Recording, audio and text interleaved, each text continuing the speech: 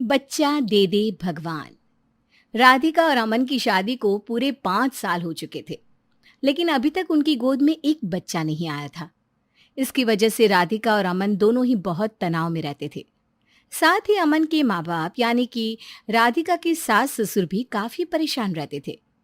लेकिन कमाल की बात यह थी कि पढ़ी लिखी फैमिली होने के बावजूद भी उन लोगों ने कभी डॉक्टर से इस बारे में बात करने की कोशिश नहीं की। राधिका और अमन दोनों ही अच्छी कंपनी में नौकरी करते थे। 5 साल बीत जाने के बाद जब उनकी गोद में कोई संतान नहीं आई, तो राधिका की सास उसे ताने मारने लगी। मेरे साथ की सारी औरतों के घर में दो दो पोते पोतियां खेल रहे हैं। एक मुझे देखो, खेलना तो दूर, मेरे तो घर के आंगन में किसी बच्चे की किलकारी तक नहीं गूंजी आज तक। भगवान जाने क्या लिखा है हमारी किस्मत में। सही कहती हो, लेकिन कर भी क्या सकते हैं। अरे करना क्या है, कोई ना कोई उपाय तो करना ही पड़ेगा ना। इस तरह तो हमारा वंश खत्म हो जाएगा। इकलौता बेटा है हमारा अमन, अगर उसकी कोई औलाद नहीं हुई तो हमारे परिवार का तो नाम यहीं कहीं खत्म हो जाएगा। अब मम्मी, इसमें राधिका की क्या गलती। कभी कभी कुछ कपल्स के साथ ऐसा होता है कि उनके बच्चे नहीं होते, और शायद हमारे साथ भी ऐसा ही होगा। नहीं, बिल्कुल नहीं। कल ही मेरी एक सहेली का फोन आया था। जब मैंने उसे बताया तो उसने मुझे एक औरत का पता बताया। अरे हमारे ही शहर में रहती है। ऐसी दवाई देती है कि 2 महीने में ही बहू की प्रेगनेंसी की खबर आ जाएगी। मम्मी जी, ऐसी भी कोई दवाई होती है क्या कि जिससे बच्चा हो जाए? अच्छा, तो फिर आपने मुझे पहले क्यों नहीं बताया? अरे मुझे क्या पता था, बहुत सालों के बाद अपनी सहेली से बात कर रही थी। अब उसने मुझे जैसे ही बताया मैंने उसका पता ले लिया। आज दोपहर को ही मैं तुम्हें वहां पर लेकर चलूंगी। मम्मी जी, इन सब बातों पर हमें भरोसा करना चाहिए क्या? अरे राधिका, एक तो वैसे ही कुछ हो नहीं रहा, एक बार ट्राई करने में क्या बुराई है। चली जाओ ना मम्मी के साथ। दोपहर के वक्त राधिका अपनी सास के साथ एक औरत के घर जाती है। देखिए बहन जी, मेरी बहू को कोई बढ़िया सी दवाई दे दीजिए। उसे बच्चे की बहुत चाहत है, और मैं भी चाहती हूँ कि मेरे घर में कम से कम एक पोता पोती आ जाए। देखो बेटा, इस पुड़िया में दवाई है। जब भी अपने पति के पास जाओ ना, तो पानी के साथ पहले दवाई खा लेना, फिर देखना 1 साल के अंदर तुम्हारी गोद में एक नहीं दो दो बच्चे खेलेंगे। क्या आप सही कह रही हैं आंटी जी? क्या ऐसा पहले किसी के साथ हुआ है? अरे ऐसे ही नाम नहीं हुआ मेरा। दुनिया भर की बांझ औरतें आती हैं मेरे पास मुंह लटका के, और जाती है खुशी खुशी। आज तक ऐसी कोई औरत नहीं जिसको मेरी दी हुई दवाई से बच्चा ना हुआ हो। ठीक है आंटी जी, अगर आप कहती हैं तो मैं आपकी बात मान लेती हूँ। और फिर कुछ दिनों के बाद राधिका वो दवाई लेना शुरू कर देती है। उसे दवाई लेते हुए अभी 15 दिन बीते थे कि एक दिन सुबह के वक्त राधिका को जोर जोर से उल्टी होने लगती है। अरे वाह, लगता है उस औरत की दवाई काम कर गई। हमारी बहू के पैर शायद भारी है। हाँ, सही कह रही हो। इस तरह सुबह सुबह तो उसने कभी उल्टी नहीं की। लगता है अब मैं जल्दी ही दादा बन जाऊंगा। राधिका, क्या हुआ? कोई खुशखबरी है क्या? तुम बता रही थी ना कि तुमने उस औरत की दी हुई दवाई खाना शुरू कर दिया है। पता नहीं, शायद हो भी सकता है, लेकिन अभी भी मेरा दिल इस बात को नहीं मान रहा कि किसी की देसी दवाई से मैं प्रेग्नेंट हो जाऊं इतनी जल्दी। राधिका और अमन का परिवार बिना राधिका का चेकअप करवाए इस बात की खुशी मनाने लगता है कि शायद राधिका प्रेग्नेंट हो गई है। फिर 2 दिन बाद, अमन, मुझे तो पहले ही इस बात पर भरोसा नहीं था। जानते हो, वो उल्टी ना ऑफिस में पार्टी के टाइम मैंने कुछ उल्टा सीधा खा लिया था, उसकी वजह से हुई थी। ये तुम क्या कह रही हो राधिका? हो सकता है ना कि तुम प्रेग्नेंट हो। नहीं अमन, ऐसा नहीं है। आज सुबह ही मेरे पीरियड्स आ गए हैं। ये बात तुमने मम्मी को बताई या नहीं? बता दी है, और वो सुबह से ही बहुत परेशान है। फिर कुछ महीने इसी तरह निकल जाते हैं और राधिका की सास एक दिन फिर से राधिका को अपने पास बुलाती है। राधिका, बेटा जरा इधर तो आना। क्या हुआ मम्मी जी? कुछ जरूरी काम था क्या?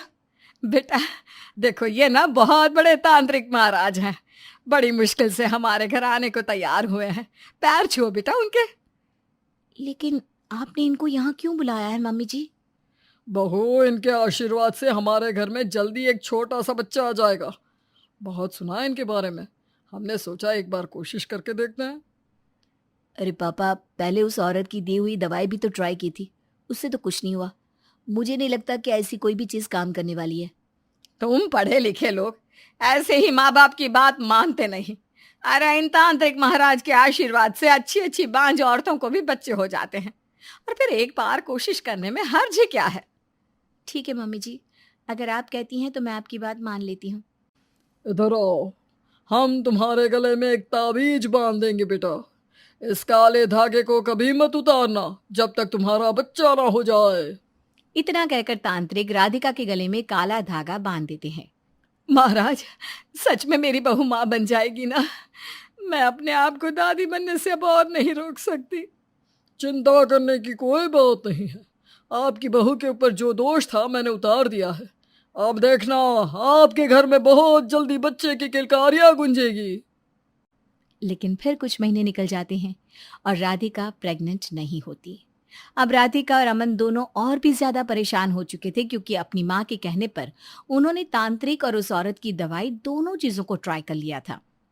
इन बातों से परेशान होकर एक दिन राधिका अमन से कहती है, अमन, आपको नहीं लगता हम बेकार की चीजों में अपना दिमाग लगा रहे हैं? बेहतर होता कि हम किसी डॉक्टर के पास ही चले जाते। राधिका, डॉक्टर के पास जाने से क्या होगा? अगर तुम माँ नहीं बन सकती तो हो सकता है कि तुम्हारी या मेरे अंदर किसी के अंदर कमी होगी, शायद इसीलिए। हाँ, तो हमें उस बारे में डॉक्टर के पास जाकर पता तो करना चाहिए ना। मुझे नहीं लगता। राधिका, बेकार में ही अगर तुम्हारी मेरी किसी की भी कमी की बात सामने आ गई तो घर में और तमाशा हो जाएगा। रहने दो। और वैसे भी मम्मी कोशिश कर रही है ना। मम्मी जी जो कोशिश कर रही है वो अपनी जगह ठीक है, लेकिन फिर भी मैंने कहा ना राधिका, मैं नहीं चाहता कि तुम्हारे और मेरे शरीर की कोई भी प्रॉब्लम सबके सामने आए और फिर हमारा मजाक बने। इस तरह से अमन राधिका की डॉक्टर के पास चलने की बात मानने से मना कर देता है। कुछ दिनों के बाद राधिका की सास की दूर के रिश्तेदार उनके घर आती है।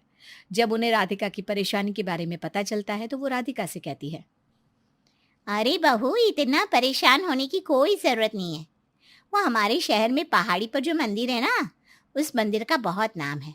तुम्हारे पेट पर वहाँ भभूत लगवा कर आओ एक बार। वहाँ बैठी पुजारी के हाथ से लगवाना, बस फिर देखना चमत्कार होगा, चमत्कार। नहीं नहीं, ऐसे बहुत सारे तरीके हम पहले ही अपना चुके हैं और मुझे नहीं लगता कि हम ऐसा कुछ करना चाहिए। अभी मैं ऑफिस जा रही हूँ, इसके बारे में हम बाद में सोचेंगे। राधिका जैसे ही अपने ऑफिस पहुँचती है, उसके चेहरे पर परेशानी देखकर उसकी सहेली दीपिका उससे कहती है, क्या हुआ? बहुत परेशान लग रही हो। क्या करूँ यार, एक तो मैं प्रेग्नेंट नहीं हो रही और उसकी वजह से मेरे घर में रोज रोज नए नए तमाशे होते हैं। कभी तांत्रिक, कभी किसी देसी दवाई, और अभी एक रिश्तेदार ने आकर एक मंदिर का पता बताया है। कह रही थी वहां जाकर पेट पर भभूत लगवाने से मुझे बच्चा हो जाएगा। मैंने तुम्हें पहले भी समझाया था राधिका, तुम्हें डॉक्टर को कंसल्ट करना चाहिए।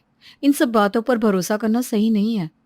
मैंने अपने घर में सबको समझाने की कोशिश की दीपिका, लेकिन कोई मेरी बात सुनने को तैयार ही नहीं है। चलो ठीक है, वैसे मैं फिर से तुमसे यही कहूँगी कि एक बार अपने घर पर सबसे बात करो। क्या पता इस बार सब ठीक हो जाए, सब मान जाए। शाम को जब राधिका अपने घर पहुंचती है तो अपने सास और ससुर के कहने पर उसे जबरदस्ती मंदिर जाना पड़ता है। मंदिर में जाकर पुजारी राधिका के पेट पर भभूत लगाकर उसे आशीर्वाद देता है। खुश रहो बेटा, बहुत जल्दी तुम्हें माँ बनने का सुख मिलेगा। अगर ऐसा हुआ ना पुजारी जी, तो मैं आपके मंदिर को पूरे 51,000 की दक्षिणा दूंगी। अरे क्यों नहीं होगा, इस मंदिर का चमत्कार आप जानती नहीं बहन जी। अच्छे अच्छे लोगों के काम बन जाते हैं। मैंने तो पहले ही कहा था, अगर पहले ही बहू को यहाँ ले आते तो आज बच्चा 5 साल का होता। आप लोगों ने बहुत देर कर दी बहन जी। उसके बाद कुछ महीने फिर से बीत जाते हैं, लेकिन राधिका की गोद में बच्चा नहीं आता। अब परेशान होकर राधिका एक दिन अमन को जबरदस्ती हॉस्पिटल लेकर जाती है। देखिए, मैंने आप दोनों का चेकअप कर लिया है और अच्छी बात यह है कि आप दोनों के अंदर किसी तरह की कोई प्रॉब्लम नहीं है। अगर हम दोनों में कोई प्रॉब्लम नहीं है डॉक्टर, तो फिर राधिका अब तक माँ क्यों नहीं बनी? सारी बात जानने के बाद अब तक जो समझ में आया है वो ये है कि शायद आप दोनों ही इस बात को लेकर ज़्यादा स्ट्रेस में रहते हैं कि आप माँ बाप नहीं बन सकते, और शायद आप जॉब भी करते हैं। जी डॉक्टर, हम दोनों ही जॉब करते हैं और प्राइवेट जॉब। आप समझ सकते हैं कि कितना स्ट्रेस रहता होगा। तो आप जानते नहीं कि आज की डेट में ऐसे कई कपल्स हैं जिनको कोई फिजिकल प्रॉब्लम नहीं होती, लेकिन या तो टाइम नहीं मिलता या स्ट्रेस में रहते हैं, और इसी वजह से माँ बाप नहीं बन पाते। डॉक्टर साहब, आपकी बात कुछ कुछ समझ में आ रही है। वैसे आपकी पत्नी ने बताया कि आप काफ़ी सारे देसी तरीके भी ट्राई कर चुके हैं। देखिए, इन सबसे कुछ नहीं होता। प्रेगनेंसी और बच्चा होना एक तरह का बायोलॉजिकल प्रोसेस है। इसमें किसी चमत्कार से काम नहीं होता। मैं आपको कुछ दवाइयाँ देता हूँ और आपको कुछ दिन के लिए कहीं घूमने जाना चाहिए। उसके बाद आपको पक्का खुशखबरी मिल जाएगी। और फिर ऐसा ही होता है। राधिका और अमन जॉब से कुछ दिन की छुट्टी लेते हैं और घूमने जाते हैं। और कुछ महीनों के बाद राधिका की माँ बनने की खबर आती है।